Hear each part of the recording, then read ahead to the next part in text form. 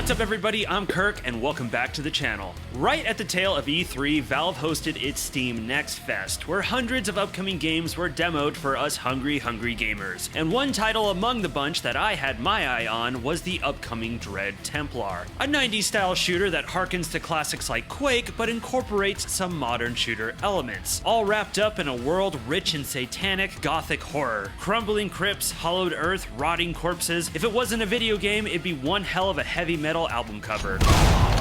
In today's video, I'll be giving you my initial impressions on this hellacious retro romp, how the game is shaping up, and what are the things I'm going to be keeping an eye on for the full version. But before all that, please be sure to subscribe and ring the bell for more videos featuring rotten flesh and power chords. Alrighty, let's begin.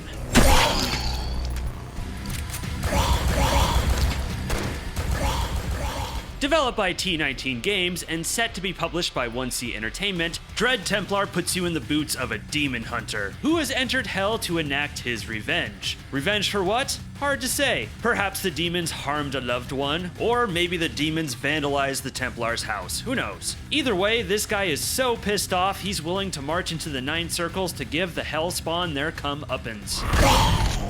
In this demo, we have the prologue chapter of the game, featuring the first 2 levels, a boss, and a tutorial room thrown in to teach the basics. The demo starts you off in a dark and dingy crypt, its twisting corridors full of the vicious walking dead, who despite years of rotting have managed to keep their blood red and vibrant. Your initial weapons come in pairs, katanas and pistols. Katanas behave as your typical melee weapon, but can be combined and thrown as a javelin for a devastating attack, a cooldown following so you don't get too rambunctious.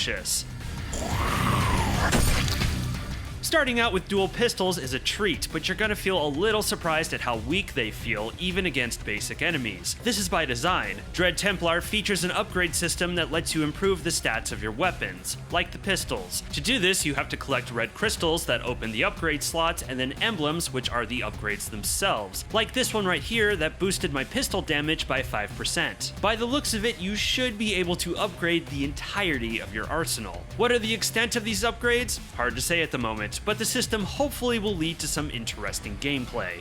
Past that, there's a variation on the double pistols, which are essentially double submachine guns that are silenced, for some reason. A worthy weapon indeed though, and quite the beast. The demo also featured a couple shotgun variants, a classic pump action and double barrel. Both of these were powerhouses, able to explode enemies like water balloons full of cherry jello. Although I think we need some stronger sound effects for these weapons and another pass at their firing animations. I feel like these guns need a better sense of power and impact. Shooting generally feels good, and I found a nice rhythm in combat with switching back and forth between my normal guns and the katana javelin. In fact, I'm crossing my fingers this game will introduce enemies that are best handled with weapon combos like this. If it's one suggestion I can throw out now, it's that I'd like to have a sound effect that signals when an ability cooldown has finished. Just a little heads up in case I'm distracted by the bloodlust.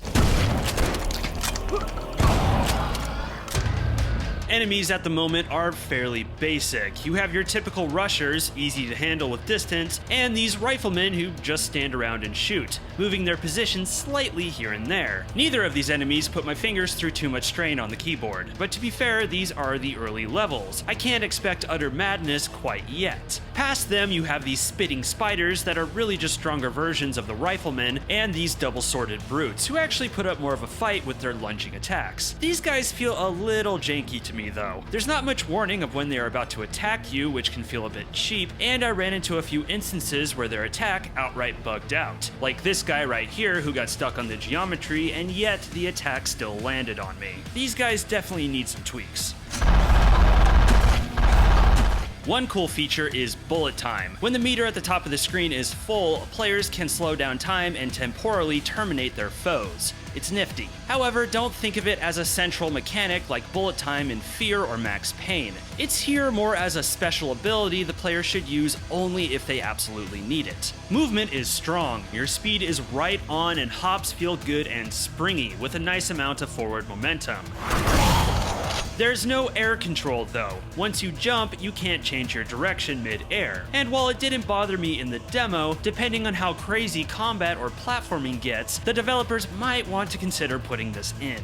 There's also a dash mechanic to give you a little extra on your jumps or help you save some health in combat.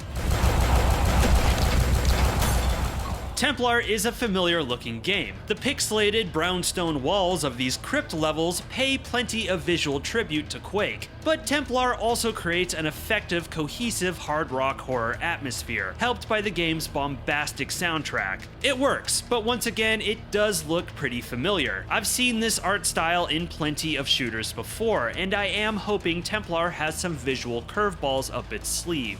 Level design was solid. The 2 levels featured in the demo were of decent size that flowed smoothly from tight corridor shootouts to open arena firefights, and there was never a point where I felt lost or confused. This is definitely your typical key hunt, but levels will also feature optional side areas that pose a greater challenge, rewarding brave players handsomely. Dread Templar also does away with traditional manual saves. Saving is done at these fixed crystals, which look like they were ripped straight out of a Final Fantasy game. This is a growing trend with retro shooters at the moment, especially the ones coming out of 1C. Whether or not this is a good trend is a topic for another time, but in terms of this demo, I didn't feel this system to be detrimental. But depending on how difficult this game plans to be, this could be one of those features that makes me want to slam my head into a wall.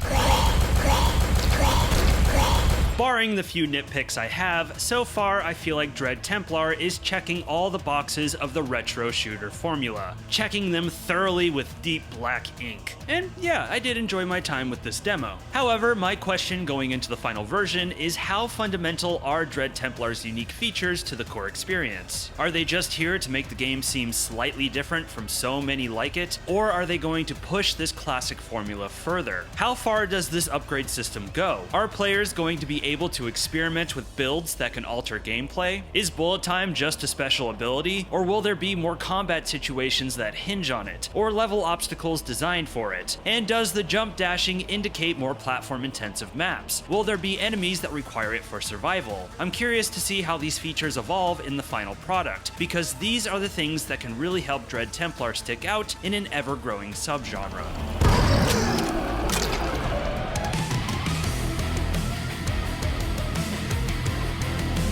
Dread Templar is aiming to release into early access this fall 2021, and will feature the first 2 chapters with 10 levels. The full release is planned for 2022 and is promising 5 chapters with over 25 levels. You can play the demo right now on Steam, and if you do play it, be sure to give the devs some feedback. This is the time where they need it the most. But what do you think of Dread Templar? Have you had a chance to play it? Let me know your thoughts in the comments. And if you enjoyed the video, please be sure to subscribe, like, and ring the bell for notifications on future uploads. It's a couple clicks for you, but a massive help for this channel. And be sure to come say hi in the Kirk Collects Discord, linked in the description below. I'm Kirk, and thank you for watching this video. Stay safe out there.